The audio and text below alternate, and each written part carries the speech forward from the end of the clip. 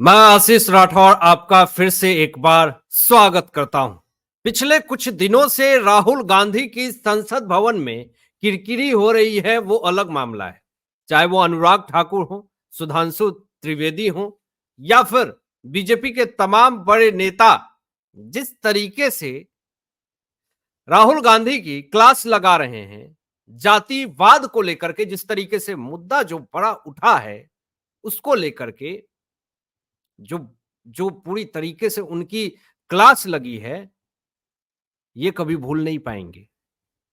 लेकिन खुद राहुल गांधी ये बात कह रहे हैं कि आओ इन्फोर्समेंट डायरेक्टरेट मेरे घर छापा मारो, और इसीलिए इनको लोग पप्पू कहते हैं। ये खुद कह रहे हैं।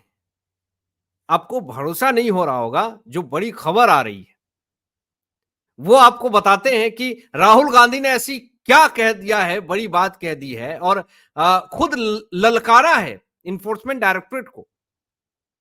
और देखिए, जब विनाश इंसान के सिर पे जब आता है तो विवेक बुद्धि मर जाता है, वही हाल है। पिछले कुछ दिनों तेजस्वी यादव ने भी एक स्टेटमेंट दिया था कि इन्फोर्समेंट डायरेक्टरेट का तो मैं ऑफिस अपने घर में बनवा दूंगा। बोलिए, यहीं पे दफ्तर बनवा देते हैं, वो यहीं पे आ जाए। उसके बाद इन्फोर्समेंट डायरेक्टरेट ने ऐसा क्लास लगाया कि दोबारा इन्फोर्समेंट डायरेक्टरेट का तेजस्वी यादव ने नाम नहीं लिया। और वही गलती फिर से राहुल गांधी कर रहे हैं, और जिस तरीके से ललकारा है इन्फोर्समेंट डायरेक्टरेट को, आपको बता दें कि 30 कांग्रेस सांसद नाराज हैं कांग्रेस पार्टी के, राहुल गांधी की टिप्पणी से। अब बड़ी खबर क्या है, जरा देखिए।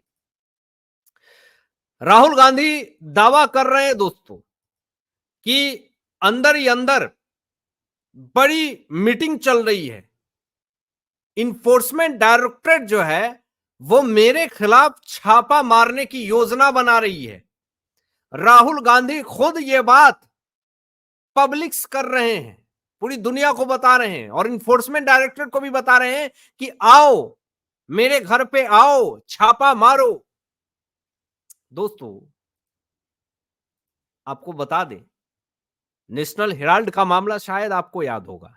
नेशनल हेराल्ड मामले में सोनिया गांधी, राहुल गांधी दोनों से इन्फोर्समेंट डायरेक्टरेट पूछताछ कर रखी है, और अब इन्फोर्समेंट डायरेक्टरेट को लतार लगाए ये सोच रहे हैं कि मैं ललकार करके इन्फोर्समेंट डायरेक्टरेट को लतार लगा रहा हूं। लेकिन इन्होंने इन्फोर्समेंट डायरेक्टरेट को ललकारा है, और यह बहुत महंगा पड़ेगा राहुल गांधी को।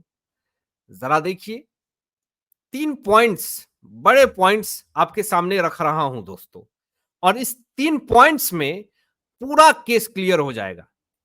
जरा देखिए, सबसे पहले राहुल गांधी कहते हैं कि ईडी के अंदरूनी लोगों ने उन्हें छापे के बारे में जानकारी दी है। अब जरा मुझे बताइए, सबसे पहले तो अगर इन्फोर्समेंट डायरेक्टरेट छापा मारेगी तो अब सवाल ये उठता है कि हो सकता है करोड़ों रुपए मिल जाए। लेकिन ये इतने भी मूर्ख नहीं है कि ये करोड़ों रुपए दबा करके बैठे हों।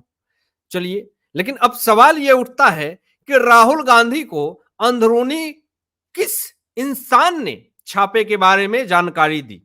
पहले तो ये जांच होनी चाहिए कि या तो ये एक भ्रम पैदा कर रहे हैं, या तो ये इन्फोर्समेंट डायरेक्टरेट को डिफेम कर रहे हैं खुद को डिफेंड करने के लिए। ये सबसे बड़ा मसला है। किस अंदरूनी सूत्रों से आपको यह खबर मिली कि आपके ऊपर छापा पड़ना है? अब देखिए, ये जो आपने कह दिया कि अंदरूनी सूत्रों से पता चला है कि ईडी मेरे ऊपर छापा मारने वाली है, इस स्टेटमेंट से 30 से ज्यादा कांग्रेस सांसद नाराज हैं। अब ऐसे हालात में क्या सांसद इधर उधर तो नहीं हो जाएंगे? सबको डर है कि ये राहुल गांधी इस तरह की स्टेटमेंट दे करके हमें भी फंसा रहा है, ये इन्फोर्समेंट डायरेक्टरेट को ललकार रहा है। अब इसके ऊपर अगर जांच बैठेगी, इसके ऊपर अगर सख्त जांच होगी, कुछ सबूत सामने आएंगे, तो उसमें बहुत सारे लोग जुड़े हुए हैं, तार जुड़ी हुई हैं, लंबी जांच चलेगी, बड़े बड़े लोग सामने आएंगे, सांसद निपटेंगे। तो ऐसे हालात में एक बड़े तबके का नेता जो है वो पूरी तरीके से सबको ले डूबेगा, और वो है राहुल गांधी।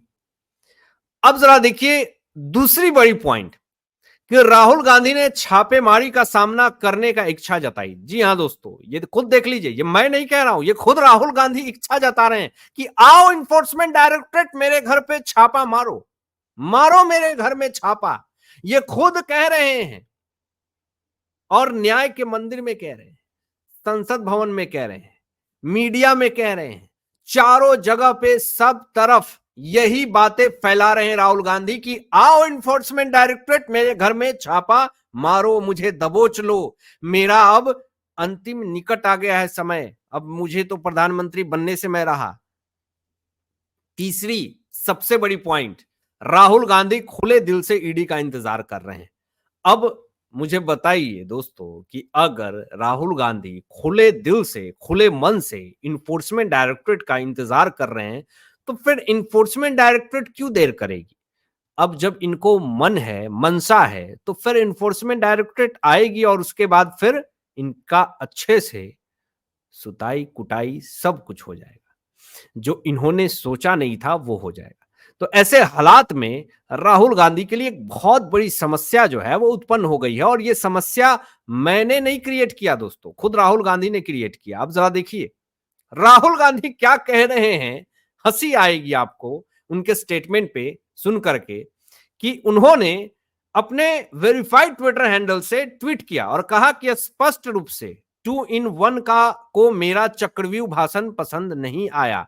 ईडी के अंदरूनी सूत्रों ने मुझे बताया है कि छापेमारी की योजना बनाई जा रही है।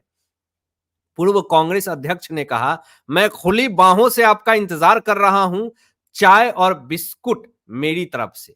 अब जरा मुझे बताइए दोस्तों कि क्या इन्फोर्समेंट डायरेक्टरेट चाय और बिस्किट आपके द्वारा दिए जाने की भूखी है? आप चाय बिस्किट पिलाएंगे तो वो पिएंगे, नहीं तो उनको चाय बिस्किट नहीं मिलता है। चाय बिस्किट आप पीजिए ना। तो ये जो नौटंकीबाजी चल रही है, इससे ये दिखाने की कोशिश कर रहे हैं कि मुझे कोई फर्क नहीं पड़ रहा है कि इन्फोर्समेंट डायरेक्टरेट आएगी, मेरे खिलाफ एक्शन लेगी, जांच करेगी, मेरे घर में छापा मारेगी, मुझे कोई फर्क नहीं पड़ता। ये दुनिया को बताने की कोशिश कर रहे हैं, मीडिया में ये दिखाने की कोशिश कर रहे हैं। अब जरा ये भी एक एग्जाम्पल काफी सोच करके, काफी बुक पढ़ करके और रटी रटाई बातें ये कह रहे हैं। जरा देखिए ये भी इन्होंने क्या कहा है कि 1000 साल पहले कुरुक्षेत्र में 6 लोगों ने अभिमन्यु को चक्रव्यूह में फंसाकर मार डाला था। मैंने थोड़ा शोध किया और पाया कि चक्रव्यूह में पद्मव्यूह भी कहा जाता है, जिसका अर्थ है कमल का फूल। चक्रव्यूह कमल के आकार का होता है। 21वीं सदी में एक नया चक्रव्यूह बनाया गया है, वह भी कमल के फूल के आकार का है। प्रधानमंत्री इसका प्रतीक अपने सीने पर पहनते हैं।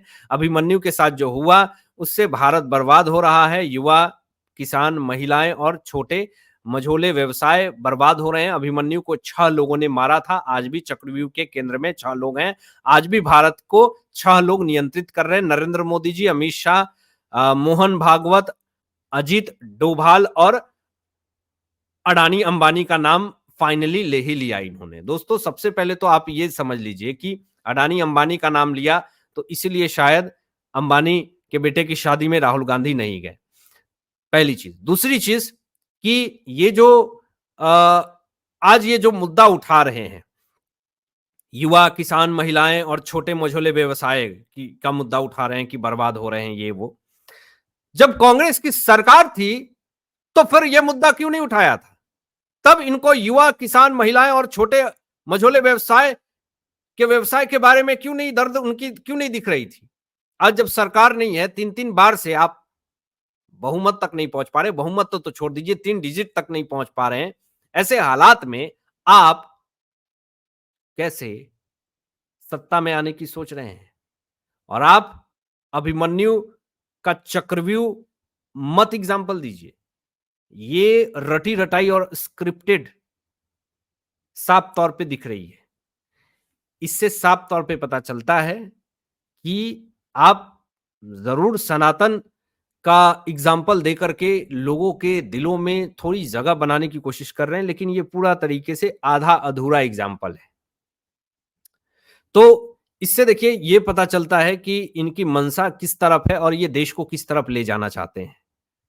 इसलिए अश्विनी वैष्णव जी ने कल ये बात कही थी कि कांग्रेस पार्टी जो है वो भारत देश की जनता को डरा करके राजनीति करती है और ये डर और खौफ की वजह से बहुत सारे लोग हैं जो कांग्रेस पार्टी को वोट दे देते हैं डर की वजह से, स्वेच्छा से नहीं देते हैं। जिस दिन स्वेच्छा से अगर देने लगेंगे लोग वोट, तब आपकी पार्टी कहेगी, पार्टी के लोग कहेंगे, पार्टी के नेता कहेंगे कि हाँ, राहुल गांधी ने पार्टी के लिए कुछ किया। डरा करके, धमका करके, जातिवाद करके अगर वोट बटोरा जा रहा, तो ये कहीं न कहीं अपने आप में बहुत ही गलत है और पार्टी की पूरी तरीके से नाकामयाबी दिख रही है। हालाँकि आप क्या सोचते हैं इन तमाम मुद्दों पे अपने विचार व्यक्त कीजिएगा और ऐसे ही लेटेस्ट अपडेट पाने के लिए इस चैनल को सब्सक्राइब करके बेल आइकन प्रेस कर लीजिएगा और अपने दोस्तों में शेयर कीजिएगा। Thanks for watching my video. जय हिंद।